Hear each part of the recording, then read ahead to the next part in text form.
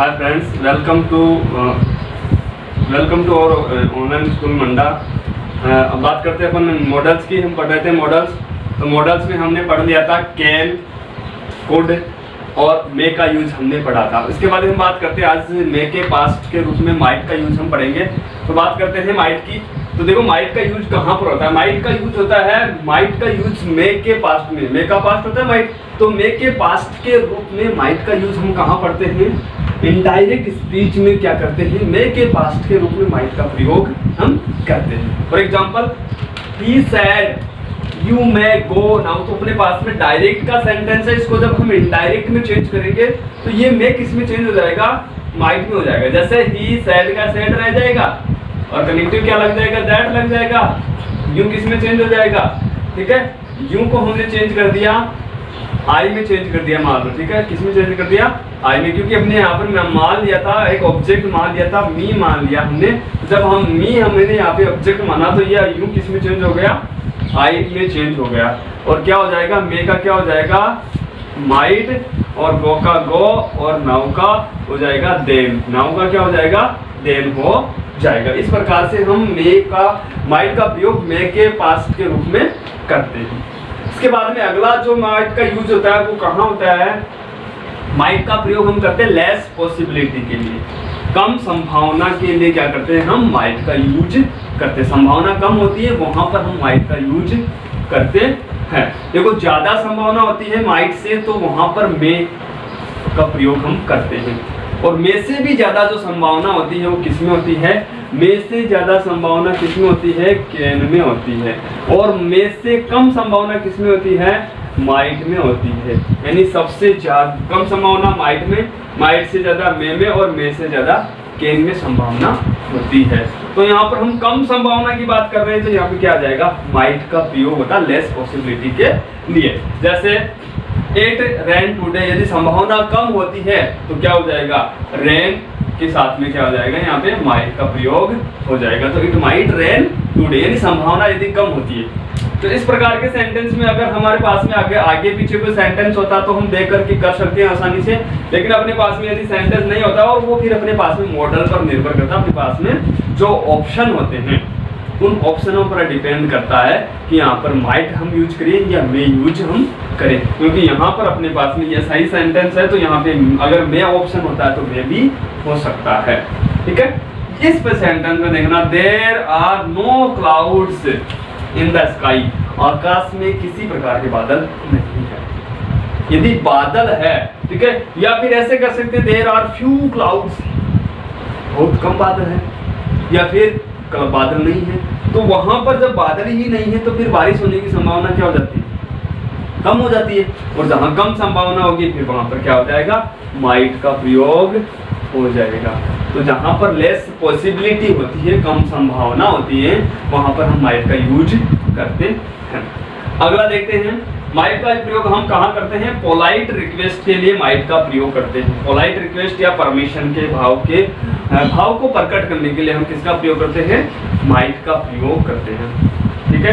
तो जैसे अपने पास में सेंटेंस है, आई आस्क अ क्वेश्चन, तो यहाँ पे ब्लैंक है, तो यहाँ पे देखो क्या करेंगे हम, पोलाइट रिक्वेस्ट, क्या मैं आपसे क्वेश्चन पूछ सकता हूँ, मैं कोई प्रश्न कर सकता हूँ, तो क्या हो जाएगा, might I ask a question, ठीक है। इसी प्रकार you make a little noise, ठीक है।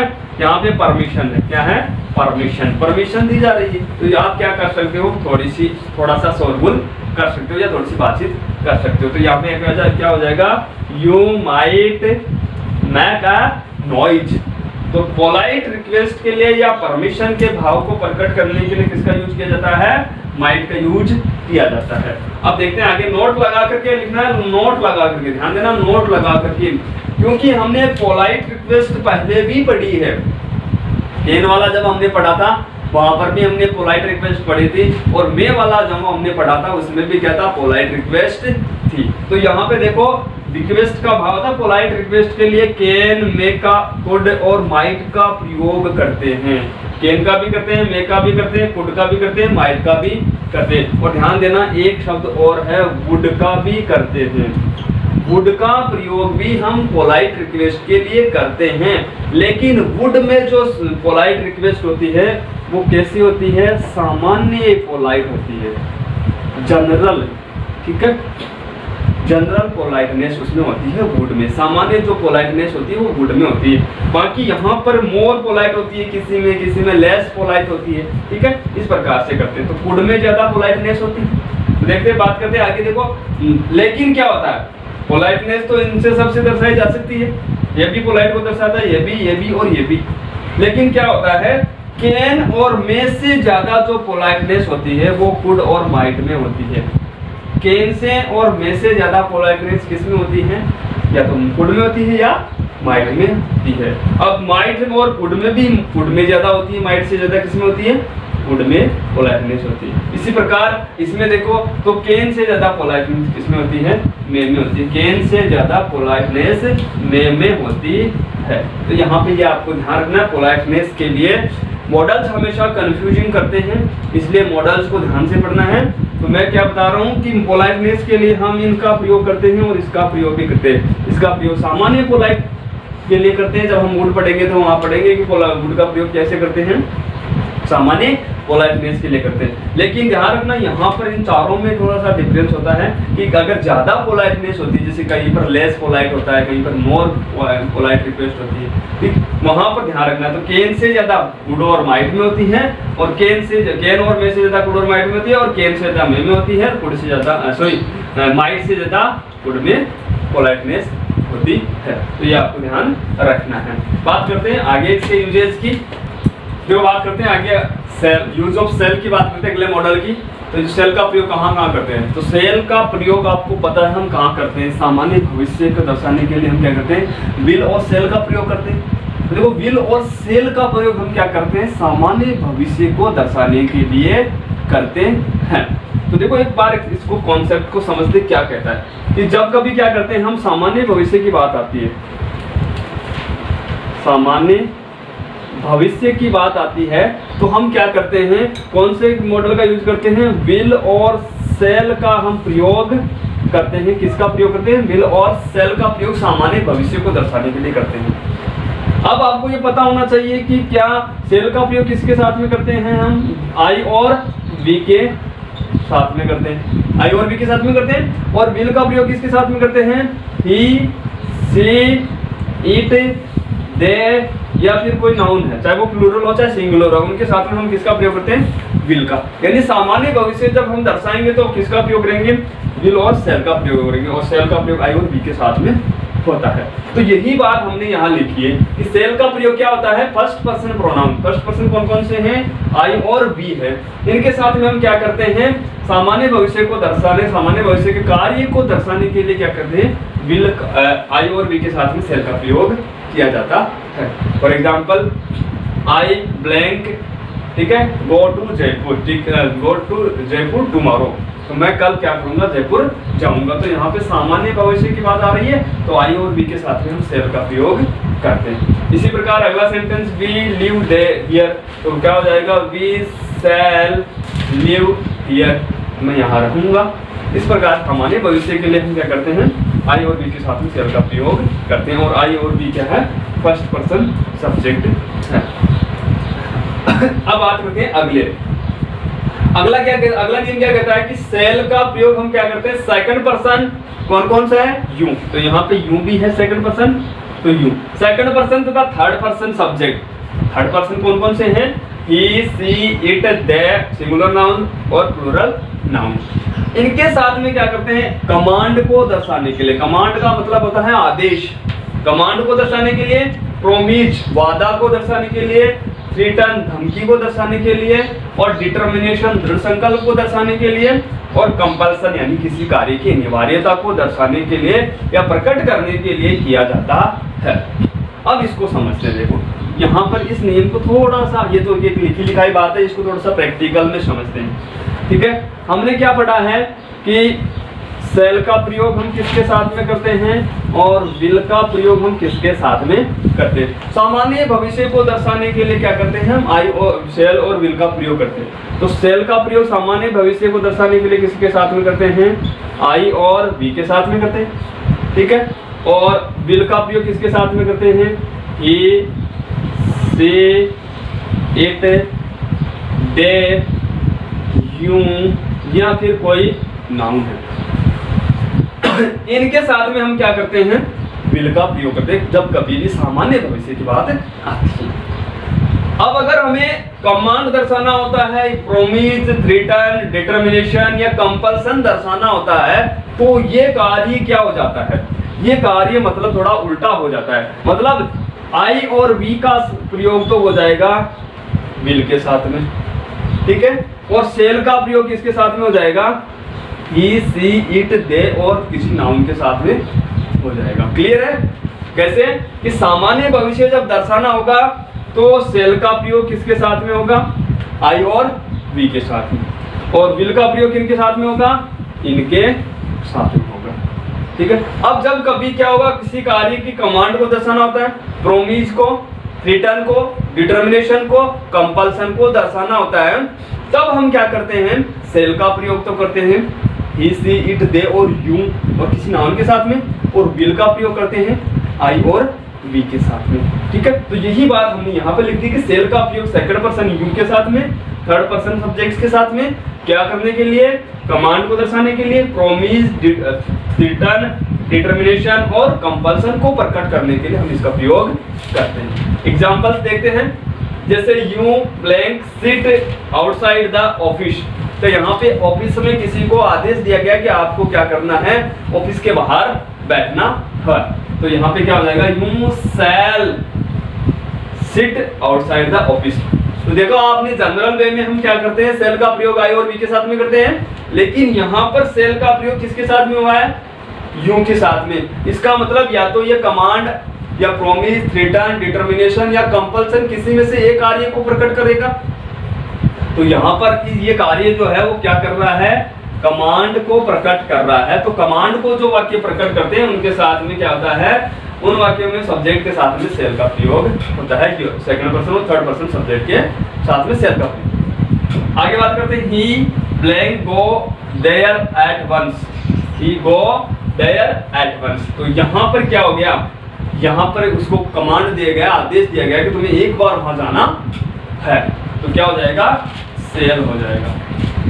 अगला देखिए sentence, you blank have a holiday tomorrow. यहाँ पर क्या हो गया? जैसे मैं आपको कहूँ कल मैं आपको छुट्टी दूंगा, तो क्या हो गया? मैं आपसे वादा कर रहा हूं ना कि कल आपको छुट्टी दे दी जाएगी, तो ये आपके लिए क्या हो गया? एक प्रॉमिस हो गया। तो जब कभी भी प्रॉमिस को प्रकट करते हैं तो यू अगर है तो यू के साथ में क्या होगा?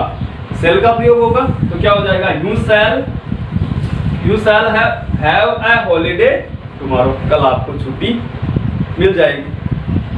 अगला क्या होगा? ही ब्लैंक बी अवार्डेड। ये भी क्या हो गया? जब उसको सम्मानित किया जाएगा तो क्या हो जाएगा? भाई वादा किया जा रहा है तो यहाँ पे क्या हो जाएगा? सेल हो जाएगा, क्योंकि अपने पास में सब्जेक्ट कौन है? ही है, ठीक है। जब प्रोमिस होता है तो ही के साथ में सेल का प्रयोग। इसी प्रकार इफ यू डू दिस, यदि तुम ऐसा करते हो, यू ब्लैंक बी डिसमिस्ड, तो आपको हटा दिया जाएगा, बाहर निकाल दिया जाएगा। मतलब क्या हो गया? किसी को धमकी देते ना, ऐसा करेगा तो ऐसा हो जाएगा। तो उस स्थिति में हम क्या करते हैं? सब्जेक्ट पर निर्भर करता है। अपने पास में अगर आई होता तो यहाँ पे विल होता, आई और वी में से अगर होता और किसी को धमकी दी जा रही होती तो वहां पर विल होता, लेकिन यहाँ पे सब्जेक्ट कौन है? यू है, और यू है और सेंटेंस में धमकी का भाव प्रकट हो रहा है, इसका मतलब यू के साथ में सेल का प्रयोग होगा, तो फिर क्या हो जाएगा? सेल हो जाएगा। क्लियर? आगे बात करते हैं अगले सेंटेंस की। क्या हो जाएगा? You blank come to school at once. क्या होगा? आपको एक एट 10, ठीक है, आपको 10 बजे स्कूल आना है। ये आपके लिए अनिवार्य है। कार्य अनिवार्य होता है ना, टाइम पर पहुंचना होता है। 10 बजे स्कूल आना है, इसका मतलब आपके लिए कंपल्सन है, और कंपल्सन यानी अनिवार्यता होते ही क्या हो जाएगा? यू के साथ में सेल का प्रयोग हो जाएगा। इस प्रकार से हम क्या करते हैं? तो ध्यान रखना, सेल का प्रयोग कहाँ कहाँ करते हैं? सामान्य भविष्य के लिए, और कंपल्सन, थ्रेटन, डिटर्मिनेशन, प्रॉमिस, इन प्रकार के जो है कमांड है, इनको प्रकट करने के लिए हम आई यू और second third you second person और थर्ड पर्सन जो सब्जेक्ट्स है उनके साथ में सेल का प्रयोग करते हैं। अगला यूज पढ़ते हैं सेल का। देखो आगे बात करते हैं सेल के अगले यूज के बारे में बात करते हैं। तो सेल का अगला यूज क्या है? सेल का जो प्रयोग है वो सजेशन सलाह के लिए, और डिजायर इच्छा के लिए, परमिशन अनुमति के लिए, के भाव को प्रकट करने के लिए इंटेरोगेटिव सेंटेंसेस प्रश्नवाचक वाक्यों में किया जाता है। यानी किस किस के लिए? सजेशन के लिए, एडवाइस के लिए और परमिशन के लिए सेल का प्रयोग इंटेरोगेटिव सेंटेंसेस में किया जाता है। जैसे आई ओपन द गेट, तो क्या करेंगे कि इस प्रयोग में क्या होता है? इसमें क्या किया? परमिशन मांगी जा रही है कि shall I open the gate, या फिर किसी की डिजाइन प्रकट की जाती है, इच्छा प्रकट की जाती है गेट को ओपन करने की। तो cell I open the gate, shall I open the gate. I make a cup of tea for you, तो यहाँ पे इसकी इच्छा प्रकट की जा रही है। तो cell I make a cup of tea for you, तो क्या मैं आपके लिए एक कप चाय बनाऊं? Shall we go out, shall we go out, क्या हम बाहर चले? तो यहाँ पे सजेशन है, सुझाव है कि क्या हम बाहर चले। I thread the needle for you, ठीक है। तो cell I thread the needle for you, thread यानी होता है धागा पिरोना, नीडल मतलब सुई, क्या मैं आपके लिए सुई में धागा पिरोऊं? तो यहाँ पे क्या है? वो उसके परमिशन मांगी जा रही है, या फिर उससे क्या पूछा जा रहा है? उसके लिए डिजायर प्रकट किया जा रहा है। इस प्रकार से सजेशन के लिए, डिजायर के लिए और परमिशन के लिए हम सेल का प्रयोग करते हैं।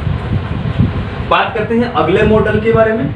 अगला मॉडल है अपने पास में शुड, ठीक है। सेल का पास्ट जो होता है शुड, उसकी बात करते हैं। तो देखो शुड का प्रयोग क्या करते हैं? सेल के पास्ट के रूप में हम इनडायरेक्ट स्पीच में करते हैं, जैसा हमने पहले पढ़ा था। मे के पास्ट के रूप में माइट का प्रयोग करते हैं इनडायरेक्ट स्पीच में, उसी प्रकार से सेल के पास्ट के रूप में शुड का प्रयोग हम इनडायरेक्ट स्पीच में करते हैं। तो बात करते हैं शुड का। तो शुड का प्रयोग सेल के पास्ट के रूप में इनडायरेक्ट स्पीच में किया जाता है, सीधी सी बात है। For example I said comma inverted comma I shall not do this work, ये अपने पास में डायरेक्ट का सेंटेंस है। जब इसको हम इनडायरेक्ट में चेंज करेंगे तो क्या हो जाएगा? I said connective that, I change हो जाएगा तो आई का आई रहेगा, सेल चेंज हो जाएगा शुड में तो क्या हो जाएगा? शुड हो जाएगा, नॉट का नॉट, डू का डू, दिस का दैट, वर्क का वर्क। इस प्रकार से हम क्या करते हैं? शुड को चेंज, सेल को चेंज करते हैं शुड में। तो शुड का प्रयोग कहाँ किया? इनडायरेक्ट स्पीच में सेल के पास्ट के रूप में करनी है। इसी प्रकार अगला सेंटेंस हो जाएगा ही सेड टू, को क्या हो जाएगा? आस्क्ड में हो जाएगा, क्योंकि अपने पास में सेंटेंस किस प्रकार का है? प्रश्नवाचक है। तो ही आस्क्ड मी, कनेक्टिव क्या हो जाएगा? हेल्पिंग वर्ब से वाक्य शुरू हो रहा है, इसका मतलब कनेक्टिव क्या हो जाएगा? इफ हो जाएगा। इफ यू चेंज हो जाएगा आई में, क्योंकि अपने पास में ऑब्जेक्ट होना मी, तो आई हो जाएगा। विल किस में चेंज हो जाएगा? बताओ विल किस में चेंज होगा? वुड में होगा क्या शुड में होगा? क्योंकि आई और बी के साथ में शुड का प्रयोग, सेल का प्रयोग करते हैं, तो सेल का पास्ट क्या होता है? शुड होता है। तो यहाँ पे सब्जेक्ट आई है, तो आई के लिए क्या हो जाएगा? वुड नहीं है, शुड आए, ठीक है। क्या हो जाएगा? शुड।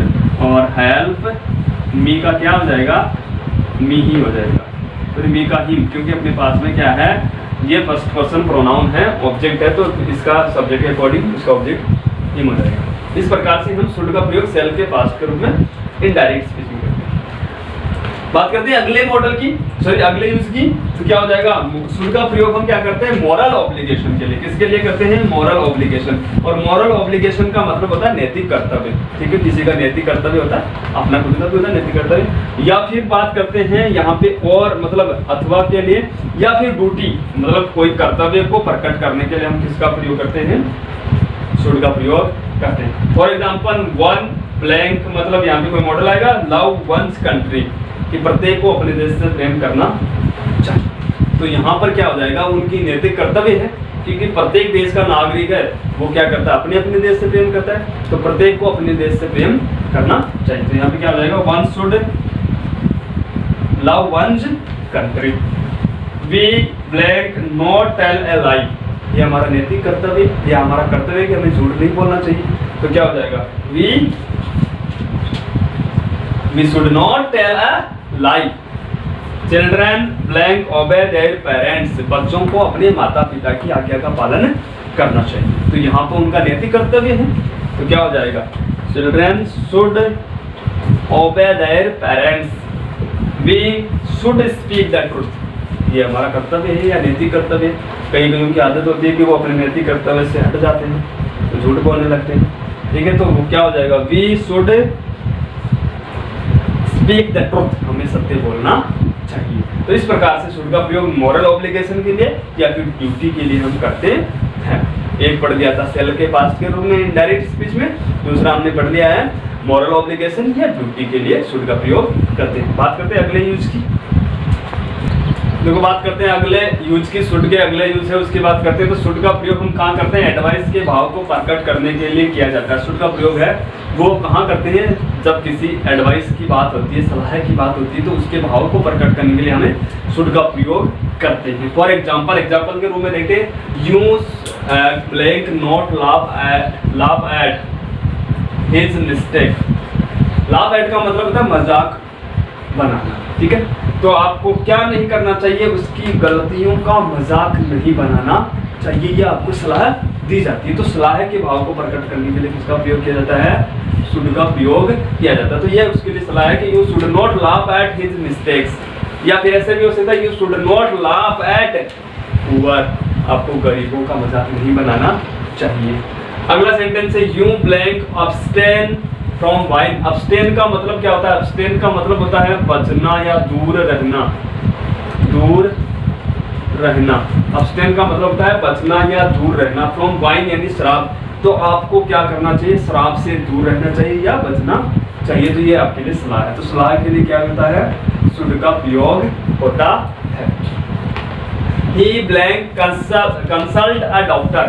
कंसल्ट मतलब सलाह लेना, तो वही बात होगी, कंसल्ट यानी डॉक्टर से सलाह लेना। तो यहाँ पे सलाह हो गई, तो यहाँ पे क्या हो जाएगा, शुड का प्रयोग हो जाएगा। तो you should consult a doctor, आपको डॉक्टर की सलाह लेनी चाहिए।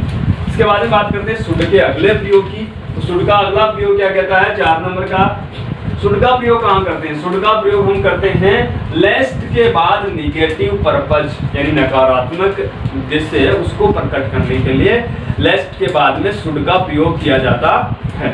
ध्यान देना, लेस्ट वाला जो वर्ड है, लेस्ट वाला, ठीक है, लेस्ट के बाद में कोई सब्जेक्ट होगा या कोई नाउन या प्रोनाउन होगा, नाउन या प्रोनाउन, उसके बाद में क्या हो जाएगा, उसके बाद में शुड आएगा, हमेशा शुड आएगा।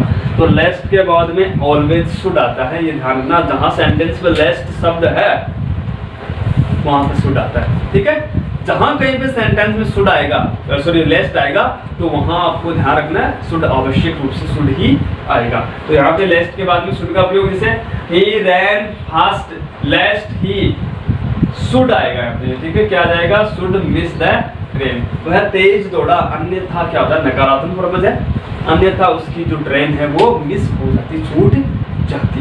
वह तेज दौड़ा, अन्यथा उसकी क्या हो जाती, ट्रेन छूट जाती। तो यहाँ पर नकारात्मक पर्पज है, उसको प्रकट करने के लिए लेस्ट के बाद में शुड का प्रयोग करते हैं। इसी प्रकार वर्क हार्ड, ठीक है, work hard लेस्ट you should fail, कठिन मेहनत करो अन्यथा क्या हो जाओगे, फेल हो जाओगे। तो नकारात्मक पर्पज लेस्ट के बाद में शुड का प्रयोग हम करते हैं।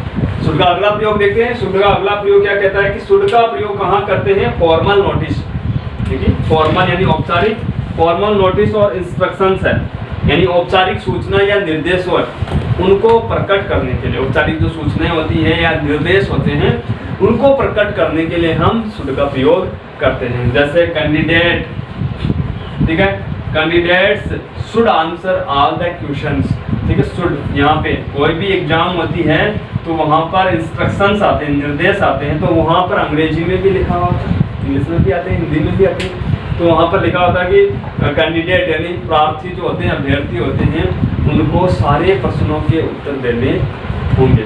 तो वहाँ पर निर्देशों को और सूचनाओं को, फॉर्मल जो औपचारिक जो सूचनाएं हैं, निर्देश, उनको प्रकट करने के लिए क्या करते हैं, हम शुड का प्रयोग करते हैं। तो candidates should answer all the questions, अभ्यर्थियों को पूरे प्रश्नों के उत्तर देने चाहिए। ठीक है, आई होप आपको समझ में आ रहा है, क्लियर। ठीक है, यदि आपको समझ में आता है तो हमारे वीडियो को लाइक कीजिए, शेयर कीजिए एंड सब्सक्राइब कीजिए। Thank you for watching.